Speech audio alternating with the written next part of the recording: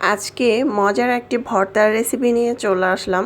জানি না এই ভর্তাটা কেউ তৈরি করে খেয়েছেন কিনা, যদি না খেয়ে থাকেন সেক্ষেত্রে একবার রেসিপিটা ট্রাই করে দেখবেন। বাসায় গরম ভাতের সাথে সবাই চেটেপুটে খাবে। হ্যালো ফ্রেন্ডস, আসসালামু আলাইকুম। আজকের রেসিপিতে স্বাগতম জানাচ্ছি।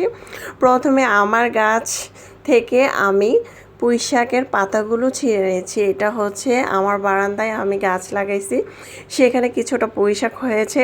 সেখান থেকে পুঁই শাকগুলো উঠিয়ে খুব ভালো করে ধুয়ে পরিষ্কার করে নিয়েছি। এটার সাথে 1 কাপ পানি দিয়ে এখানে কাঁঠাল বিচি, পেঁয়াজ কুচি, রসুন একসাথে দিয়ে এটা আমি সিদ্ধ বসিয়ে নিয়েছি। কাঁঠাল বিচিটা আপনারা চাইলে কাঁঠাল বিচির লাল অংশটাও ছিলে নিতে পারেন, তবে না ছিললেও চলবে।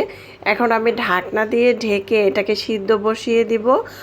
অবশ্যই রসুন, পেঁয়াজ, কাঁচামরিচ একসাথে সিদ্ধ বসিয়ে দিবেন, সামান্য একটু লবণ অ্যাড করবেন। ঢাকনা দিয়ে ঢেকে আমি কিন্তু এটাকে উঠিয়ে পানিটাকে শুকিয়ে নিয়েছি, ব্লেন্ড করে নিয়েছি।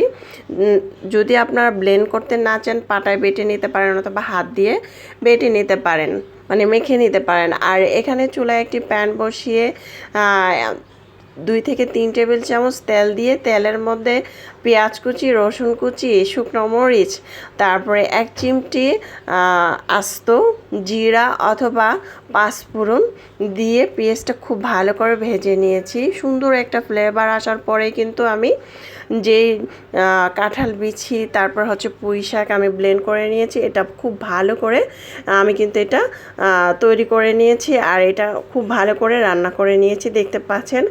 এখন একটি বাটিতে পরিবেশন করে নিয়েছি। গরম গরম যদি এটা পরিবেশন করা হয় খেতে খুবই মজা। আর এখানে কিন্তু অবশ্যই ধনেপাতা কুচিটা অ্যাড করেছি। আর আমি কিন্তু এটা সরিষার তেল দিয়ে রান্না করে নিয়েছি ঝটপট। আজকের রেসিপিটা আপনাদেরকে দেখানোর চেষ্টা করলাম। বাসায় অবশ্যই এই ভর্তাটা তৈরি করার চেষ্টা করবেন। এইটা আমি উপর থেকে একটু সরিষার তেল অ্যাড করেছি, আপনারা না চাইলে স্কিপ করতে পারেন। খুবই মজা হয়েছিল, বাসায় একবার হলো ট্রাই করবেন। আল্লাহ হাফেজ।